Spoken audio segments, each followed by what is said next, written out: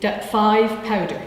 Now we're ready to move on to step 5, which is powder, but I'm also going to incorporate the concealer that we have here as well, because I always like to use a concealer as well as the green cream, and it's always nice to just know how to use it. And the reason I'm using it before the powder is because I will then use the powder to set the concealer and the foundation.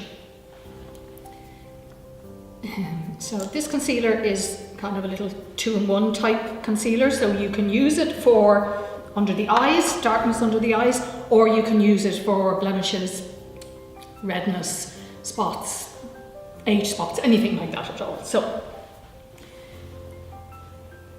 I'm really just going back on the area where I put the little bit of green cream as well.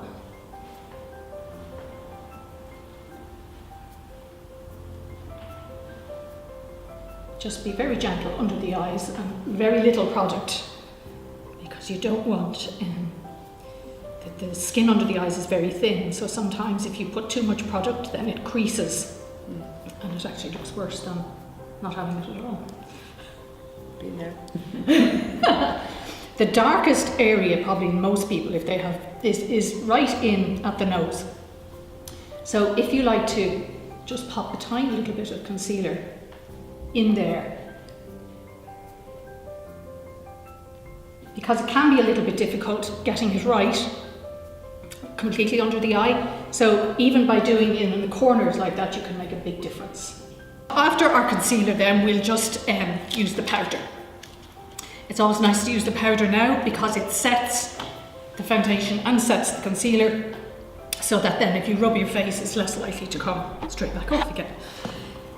Ideally, you would apply a powder with a brush, or maybe a velour puff.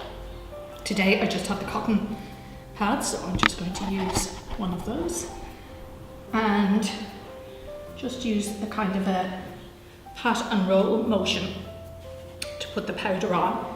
It just helps the powder to stay and not to move the actual concealer, which is kind of defeating the purpose of what you're actually trying to do with the powder. You don't need an awful lot. You could use a loose. Sometimes in the bags there are loose powders. This happens to be a pressed powder, but the process is the same.